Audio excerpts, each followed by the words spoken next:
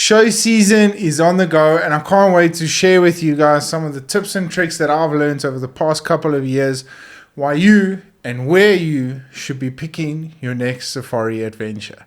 Also find out why the Transkei should be on anyone's safari bucket list. The Journal. Hunting is one of the best conservation tools we have. The Journal is a hunting podcast that covers the ethics, history, and culture of hunting in Africa and South Africa alike. My name is Dylan Love. I'm the founder of PH Journals.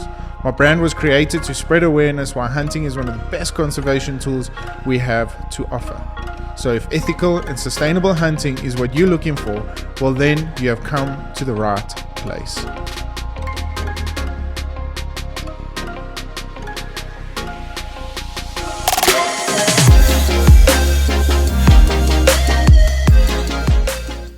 Hey guys, and finally welcome to the very first episode of 2023, the Journal podcast. For those of you that don't know me, my name is Dylan Love. I'm a professional hunter out of the Eastern Cape of South Africa. Recently just joined an outfitting company called Utando Safaris, and I'm feeling extremely privileged to be a part of them, as well as doing a lot, if not most of it, some of my freelancing work across the dark continent.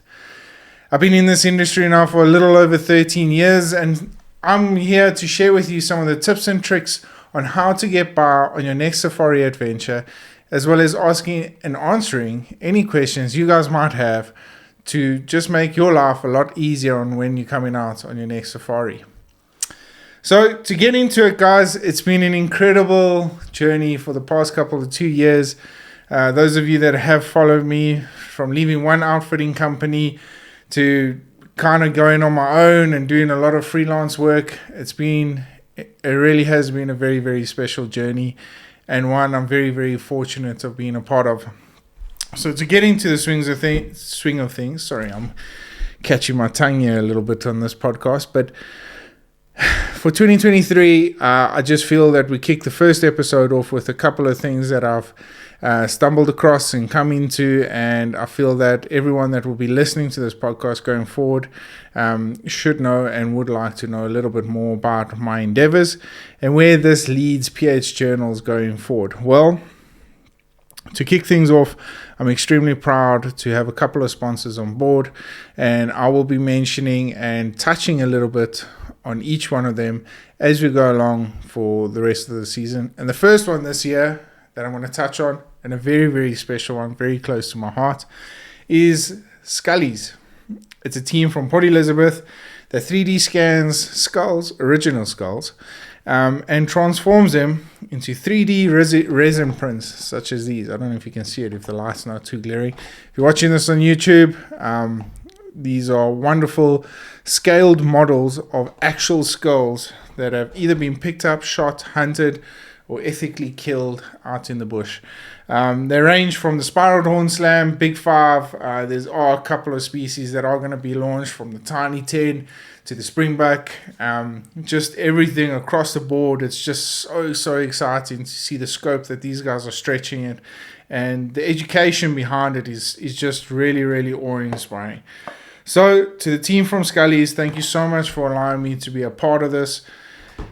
And for me to touch base with you guys on how I am affiliated with Skullies, is that every purchase you do through my link, a certain portion will be donated to the podcast, which allows me to keep doing what I love doing, and that's podcasting, hunting, and professional hunting, and spreading the word why hunting is our best conservation tool we have to offer. So not only will you be giving back to conservation, you'll be giving back to this wonderful podcast that just spreads awareness across the whole world. For those of you that have been following me, thank you so much. This is greatly appreciated. And if you guys would like to get involved or find out more, you guys are more than welcome to hit me up on any one of my social media platforms, or head along to any one of my social media platforms. Head along to the link in the bios. I'll tag the link down below on the YouTube episode. Unfortunately, I can't do this with all the podcasting episodes, but if you guys would like to find out more, head along to those links. Remember, every purchase through that link will be donated or contributed towards the PH Journal podcast as well as conservation. So I'm extremely proud to be affiliated with these guys, and I look forward to the future. This is just the start of something extremely special going forward, and I can't wait to share the rest of the journey with you guys. Well, guys, now that that's out the way, once again, incredibly proud to be a part of the wonderful team. Show season is on the go, and unfortunately this year, fortunately, I could not get down to Dallas, and the reason for that is I had a very, very special hunt down on the Port Alfred coastline, the western coast of the Eastern Cape, where we embarked on Charlie Daly's very first attempt at a blue darker and as well as an Oribi. Those of you that know, Oribi are extremely tough permits to get, especially in the Eastern Cape. So to harvest or to get your opportunity on Oribi is something very, very special. So I hosted Charlie down on the West Coast. We had an extremely successful hunt.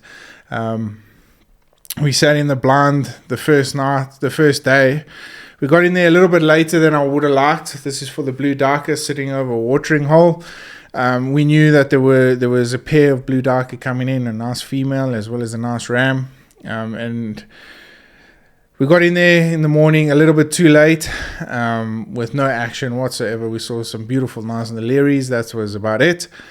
And then after that, we headed back, grabbed a bite to eat, and I just said to Charlie, I said, for our best chance, we're going to have to head out there in the early afternoon to try and set it out and hopefully grab ourselves a very, very, very nice blue darker. So, which we duly did, and as time passed, the breeze kind of started relaxing the both of us. And as we started settling more and more down into the blind and getting a little bit more comfortable, knowing that maybe our time has kind of run out, dusk started to settle in.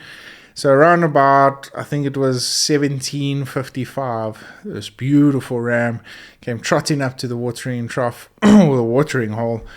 And Charlie placed the most perfect shot you could ever place on a tiny 10 animal. And yeah, the rest is history. I can't wait to share the YouTube episode with you guys. Unfortunately, I was the cameraman on this, so there's not a lot of it, but really, really quality footage. And I can't wait to share with you guys a special hunt, very, very special hunt. And yeah, it's been a long time coming. And the next day we headed out. Remember, we're hunting in January now, so the scorching heat. So we try to tackle the early morning, late evening type of hunting, which kind of settles in on these sort of types of hunts. And as time went on, the morning dragged a little bit, and finally towards just yet again, just before we were about to call it a morning, this beautiful Oribi ram sticks his head out. The thing about the Oribi and hunting, especially down on the western coast of the Eastern Cape, is that the management down there has been so important to the success of these species, and we got to pay due respect to that. So when we're hunting these sort of species, we're highlighting and analyzing breeding herds, breeding patterns, breeding rams for specific groups. So ideally, we're not looking for size, we're looking for the old ram. Yeah, it's well past his prime, and really just something that can't contribute to the conservation of these wonderful species going forward. And which we duly did. Charlie just happened to be in the right place at the right time, because this ram, not only was he old, he had some mass and beautiful size to him, and just yet again another incredible animal. And the backdrop to set it all off with the I've lost my train of thought now. The Indian Ocean, in the background. Beautiful blue color, nice crystal clear day. It was absolutely amazing, and an experience I'll hold very close to my heart for a very, very long time. Not only is it a special thing to hunt one of these, probably one of the most successful conservation stories in the Eastern Cape, but to share that with somebody that appreciates it as much as what I do is something very, very special. And I look forward to doing a lot more of that. Fortunately, I've got another permit for this year, so I'm looking for any takers out there that would love to hunt an Oribi and have got space this season. Pop me a message, hit me up, and I've got one permit for this season. come down. Let's make it memorable. Remember, without you guys hunting these animals, the hunting dollar doesn't do what it's intended to do, and that's preserve and conserve these wonderful animals we fight so hard to protect. So yeah, guys, at the end of the day, the reason for me mentioning this was not only the fact that we had an incredible time, but obviously I missed Dallas Safari Club, which is the first time I've missed, other than COVID year, in the past 6 years. So no, longer than that, probably past 8 years, which is hard to fathom, and it's hard not packing my bags to jet set off over to the northern hemisphere, but in the same breath, it was all worthwhile. With saying that, Nashville's coming up, and there's been a couple of shot shows in between. Harrisburg, I know Houston's just passed. What are some of the things that you guys need to look out for when preparing yourself? If this is your first safari, or if you are planning to go on a safari, what sort of, when arriving at these booths, and I've done many podcasts on this, but I just feel that being the season it's only fair to start it off with a brand new way of doing things. So firstly, picking out an outfitting company. I mean, last time I was there, walking around the shows, there's hundreds of African outfitters out there that you guys get to choose from. And it's pretty cool to see that, not only is the industry growing in my country, but the interest from the northern hemisphere is growing just as much. So firstly, you need to ask yourself probably one of the most important questions there is: who and why would you want to go with these guys? Do they uphold morals, values of our hunting tradition? Because, guys, remember, not only by you contributing financially to the hunting and preserving and conserving of these animals, but it's the morals and ethics that we've got to stand together with as hunters. Because unfortunately, in the industry that we're involved in, there are a lot of chance takers out there. And I know this from a safari point of view, is that there's a lot of guys that are out there they get greedy. They want money. They want quick turnaround times. They don't care what size trophy, what sort of conservation patterns you're getting out there. And this doesn't leave it good for us as a hunting organization that's trying to protect our rights to hunt these animals and ultimately look after these species. So you as the hunter, you that are going to be spending your hard-earned money coming out here and dedicating it to conservation, you need to ask yourself these questions. And of course, if you feel that by any means that these guys uphold the standards, the morals and values that you stand for as a hunter, by all means, these are the questions I would highly suggest you answer. But before we get into that, first, I just wanted to, there was a question that was asked to me, and I'm going back a couple of months now, just before the December holiday. It was a question that was asked to me about this whole free range thing. And I've done a podcast on it, why free range hunting shouldn't be called free range hunting. At the end of the day, you're going to see guys out there at these shows advertising these things, and it is a sales point, and that's a very unfortunate thing for me to say, and I actually hate saying it, but it is a sales point for a lot of outfitters out there that have got access to low fence farms and low fence ranges, conservancies, and all these sort of things that benefit them, and ultimately we've built up the stigma of free range hunting. It's not really free range hunting. If you look at some of the species, fall ribbuck seldomly jump a fence, so that's not free range hunting. Springbuck seldomly jump a fence, that's not free range hunting. Ultimately, though, it is still hunting, but let's not call it that. Let's not call it free range, because nothing in South Africa, according to my opinion, is ever free range. But it's most of it, if not 85% of all hunting that gets done here is fair chase. And that's the difference. That's what you need to look for. The minute somebody is advertising free range hunting, you guys have to ask the question on why are they advertising it as such. Is it they're trying to get you over there because it's nice to say free range hunting, there's no high fence? I promise you now, if you bring them a package, whether it's got blue wildebeest in or any other plains game animals, other than animals like Inyala, Impala, Bushback, warthogs, the list can go on.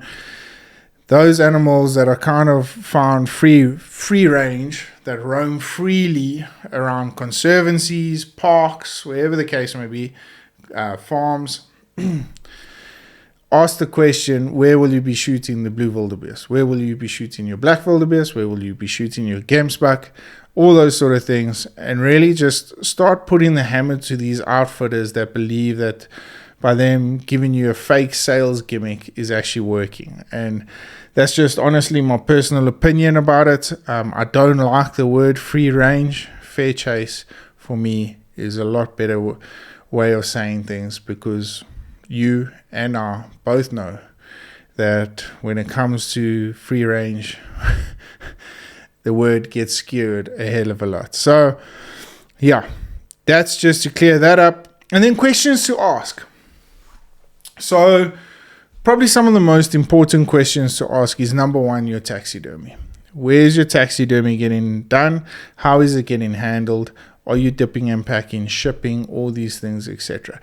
What I found, and the reason why I've bought Taxidermy App right at the top, is what I found over the past couple of years is becoming more and more important to understand the actual hunter, to understand the process, not the process of when the trophy is getting dipped and packed or mounted, but the process thereafter, the crating, the shipping agencies, all those guys that are involved. Because unfortunately, when it comes to the outfitter and the taxidermy communication, there's a lot of hidden costs that don't get mentioned when initiating the actual hunt. And what I mean by this is that when you arrive to the booth, it looks all wonderful over there. There's pictures, there's heads hanging up. You're really getting brought into the whole factor of that, you know what, yeah, I would love to shoot a buffalo, I would love to shoot a sable, that's a beautiful kudu, I would love to shoot that. But at the end of the day, you ask the simple question, okay, so my package is $7,500, this, and this included, there's no hidden cost. The outfitter will say to you, there's no hidden cost whatsoever. However, once those trophies get mounted, thereafter, not the hidden costs, but the costs start accumulating that you were not aware of. So find out the process. Guys, there's taxidermies all over those shows. The guys from Splitting Image, I know they go to most of the shows. Hit them up. Find out more about how their shipping goes and what is constituted from once the trophies are mounted. Because they can also give you a scratch price list and say, guys, listen, okay, this is how much it is for kudu shoulder mount. Thereafter, you actually don't know what sort of hidden costs, let me rephrase that, they're not hidden costs, but you don't know the costing of what goes on. So it's an important question to ask.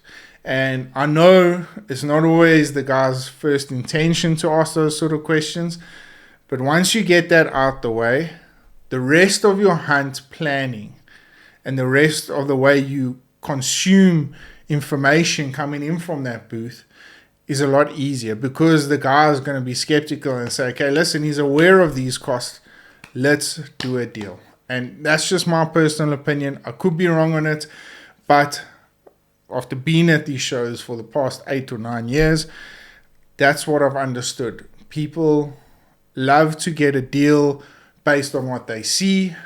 And when it actually comes down to crunch time, when they arrive in South Africa, they leave South Africa and the taxidermy starts coming in, well, then the nitty-gritty starts. And then they start puzzling things together. Well, you know, that South African trip of mine didn't actually cost me $7,500. It was a little bit more, which is understandable.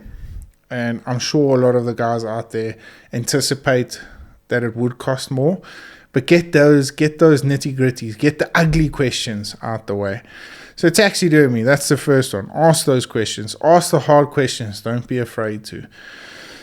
And by asking the hard questions, it's also going to put your outfitter that you've chosen, or number of outfitters you've chosen, under the gun, and make them understand why, and make them feel like you actually know what you're talking about. Species on the actual property. Where's their base? How many species are they running on the property? What is their conservation programs? The problem with this is that over the past couple of years, South Africa has run into an issue where there's not a lot of farms out there that are doing the breeding stocks anymore. And therefore, a lot of game farms have actually physically got to go out there and manage their herds accordingly. Now, for me as a professional hunter, as well as an outfitter, going out there and seeing an animal run around with a red tag in its ear and knowing that is the creme de la creme walking around there, and you can't put a bullet in it for conservation purposes because it's breeding stock, is not something. It takes away a lot away from the experience. So be careful about that. Ask the questions: how many species are on the property? What are the herd numbers looking like? How many hunters? This is important. How many hunters can the camp accommodate at any given time?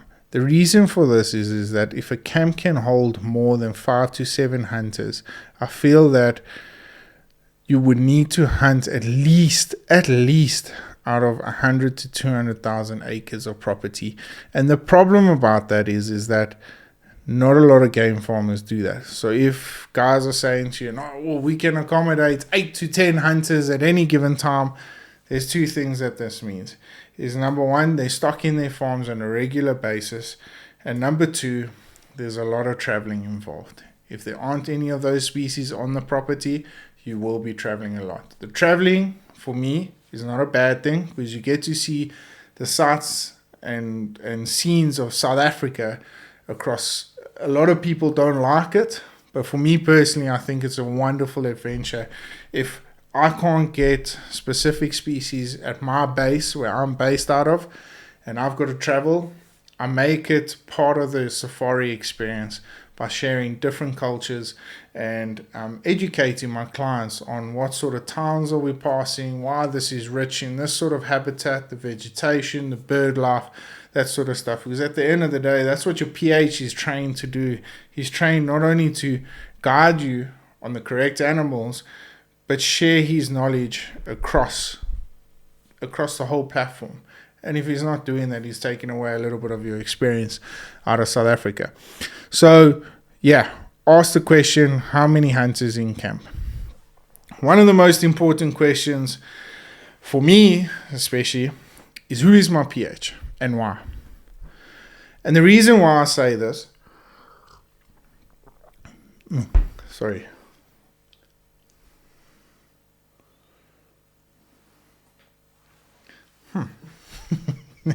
Sorry, I had a bit of coffee stuck on my mug. So those of you that were watching on YouTube, I do apologize. Anyway, ask your outfitter who's your PH, and the reason for this is that you can go back no, I mustn't say that. A large percentage of all us PHs have actually got our own social media platforms where we will be advertising our skills, our passion, and our techniques on these social media platforms. So therefore, by you as the hunter knowing exactly who your PH will be, you get to go back, do a little bit of research, and actually understand before you arrive in South Africa whether you will click with this individual or not. Because unfortunately, or fortunately, for me, because I love meeting new people, I love understanding, I love interacting with some wonderful guys out there. But it's a relationship that you build off and from scratch in a 5, 7, 10, 14 day period. You're stuck with this individual every single day, and he's dictating to you what are the plans of action going forward for the next couple of days.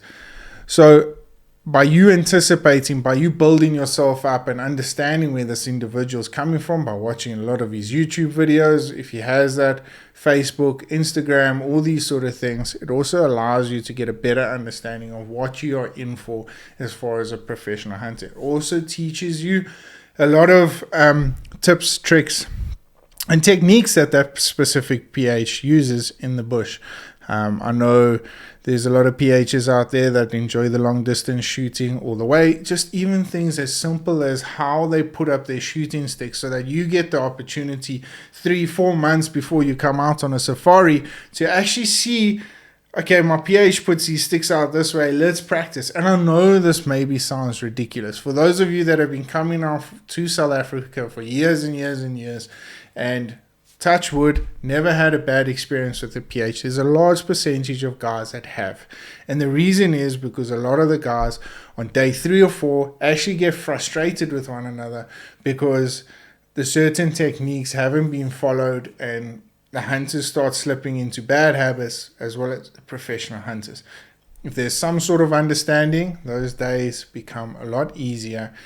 And at some point in the hunt, you can say, you know what, John or Yaku or whoever it is, today let's just take the morning off and we'll carry on in the afternoon to give you guys that break of space and understanding and then kick it off as a fresh start going forward. And guys, I mean this, and I know this probably sounds very irrelevant to a lot of people that have been into the South African or African continent before hunting and have had a great time. But I know there's a large percentage of you out there that have had bad experiences with particular PHs and outfitters. Getting involved in one another's personal space is very, very difficult, but it can be extremely rewarding at the same time. So ask the question who your professional hunter will be and do your research. With today's day and age, there's no excuse for us not to do any sort of research on one another. I mean, if I know I'm getting a specific hunter months before the time, I would either hit him up on social media and I'll chat to him, find out a little bit of questions, and as well as a professional hunter that helps me, whether I can drive with snacks in the truck, I can bring my dog on and he doesn't get annoyed, or these sort of things that just make the trip a whole lot more pleasant and enjoyable going forward. I'm an easy guy to get along well with. No, I'm joking. But relatively, most professional hunters, they do want a nice tip. They do want to please you. They do want to look after you. So most of the time, they're going to bend over backwards to make sure that you have an unforgettable trip. Unfortunately, there's high tense situations, especially with hard hunting, hard species to hunt and all that sort of stuff.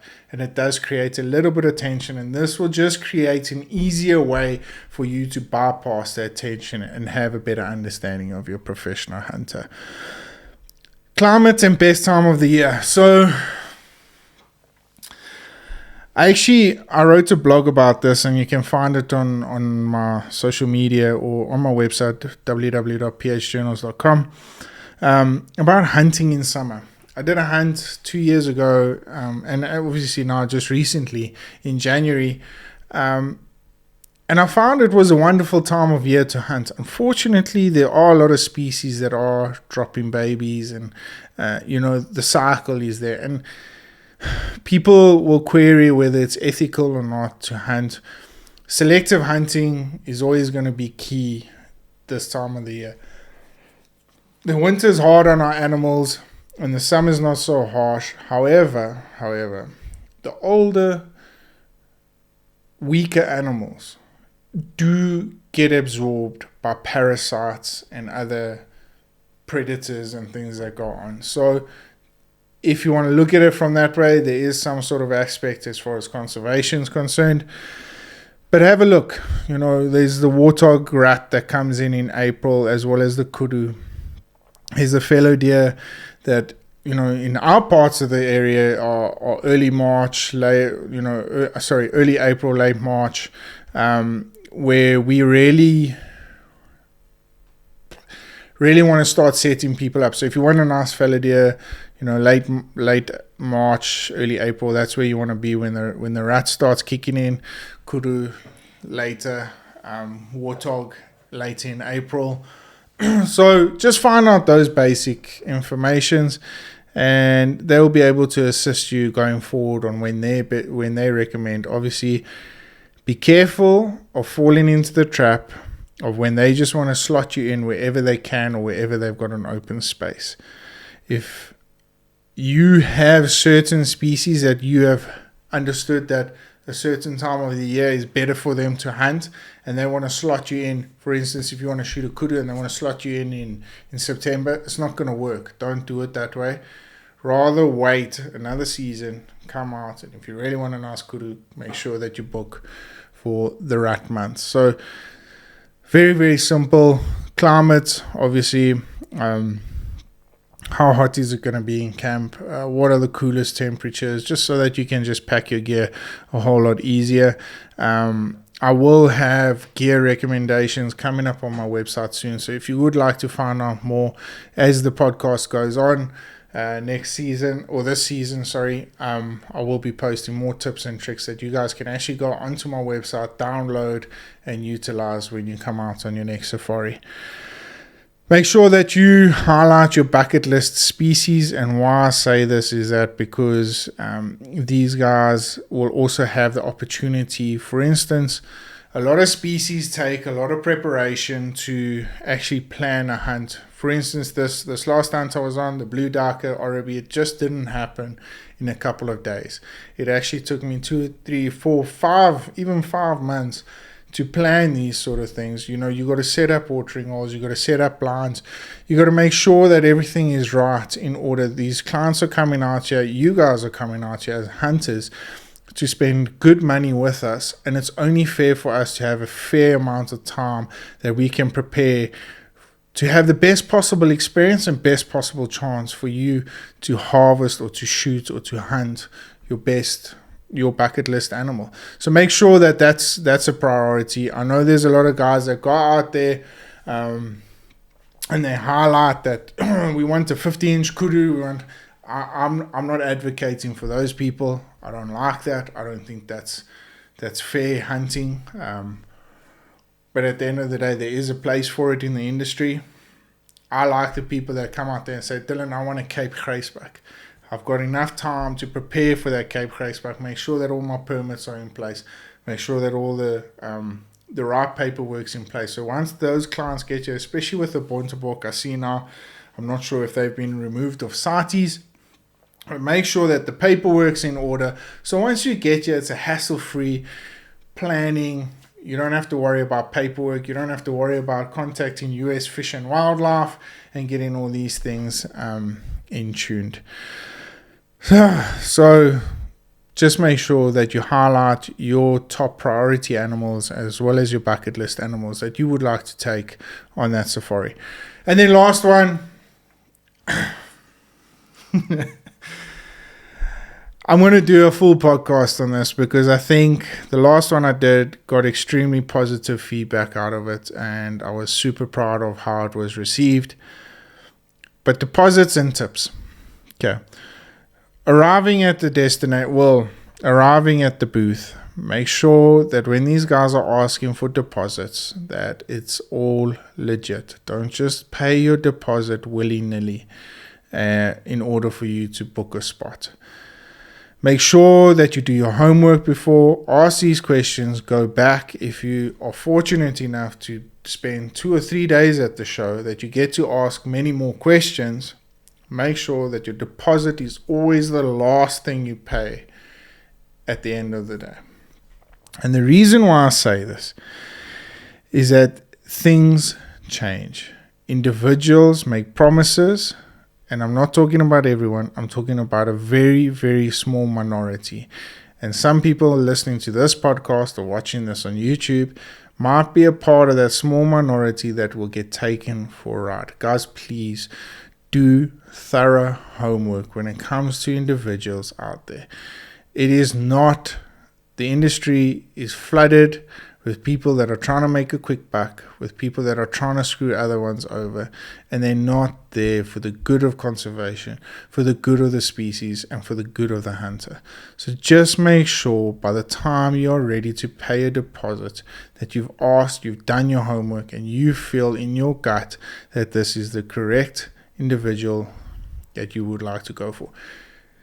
And remember, be very, very conscious on the percentage of deposit you have to pay.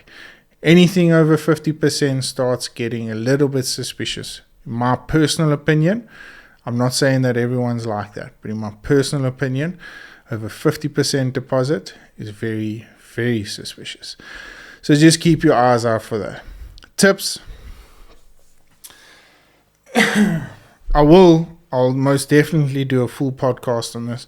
But guys, remember, tips is not a given. You don't have to give tips. It's become customary in the hunting industry that tips are a must give, but it's not. Really, just understand that if you're a professional hunter and your trackers have broken their back for you and really put in the effort, that you reward them with a well-deserved tip. Professional hunters can earn anywhere between $120 to $150 on plains game animals, and obviously dangerous game, it increases from about $150 to $200 per day. Trackers are anywhere from $25 to $50 depending on the workload that they actually get given. And the reason why I say this is that put this stuff on a sliding scale. It gives you room to play around with, and it gives you room to understand what your professional hunter and your trackers have been through to make your experience unforgettable. I will touch on this on a full-length podcast because I feel like it's probably one of the most important questions that get asked in the industry. And since I did this podcast about tips about 4 years ago, times have changed, situations have changed, our economy's changed, and I will be doing a revised episode on this in the next couple of weeks or so. And that's it, guys. Show season's upon us.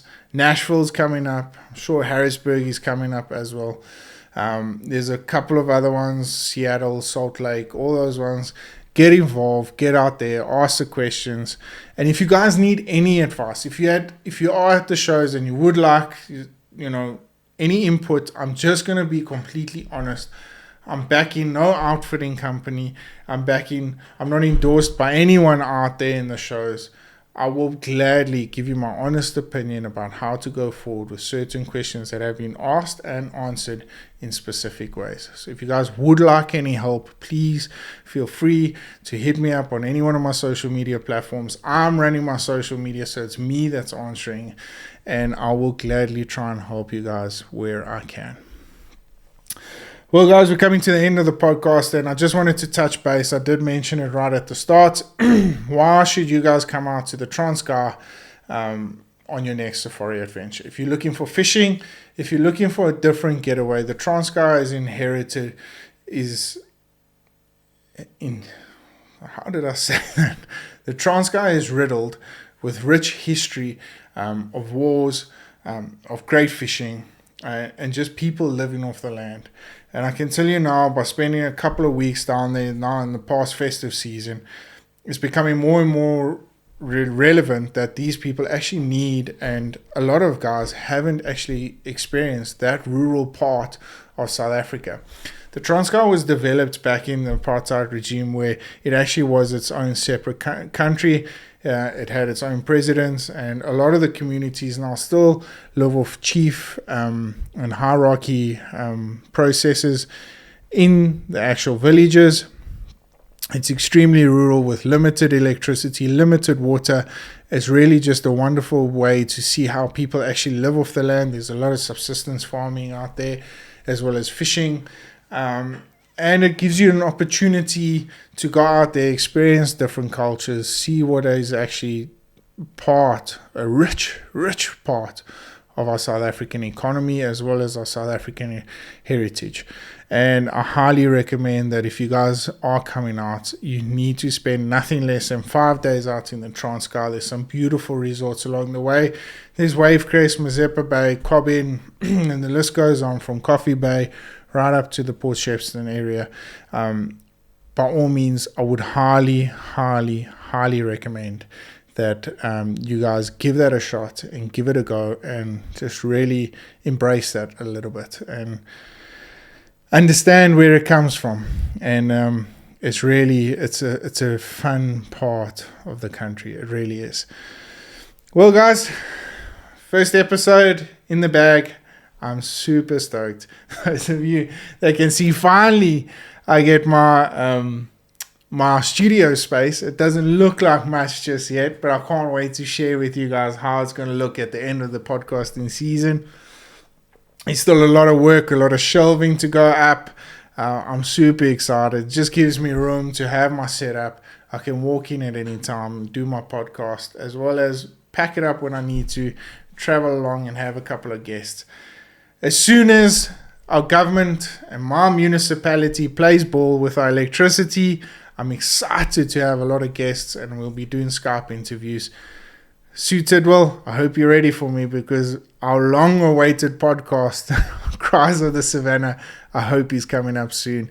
And as soon as everything starts working and our government decides to get its act together, you will be the first person I'm calling. From myself, guys, thank you so much for tuning in. If you enjoyed this episode and you're watching it on YouTube, please hit the subscribe button, turn on the notifications, and if you enjoyed it, drop me a thumbs up and share it with as many people as possible. It will be greatly appreciated. For those of you that are listening to this on the podcast, guys, thank you so much for tuning in. It's been wonderful to chat like this. And if you guys have got any suggestions, or if you guys would like to be a part of the podcast, please hit me up. I would love to have as many of the hunting or outdoor enthusiasts on here as possible. 2023, it's our year. I'm looking forward to it. So if you are, happy hunting. Until then, stay safe, stay blessed, stay humble. We'll catch up with you guys soon. Cheers for now.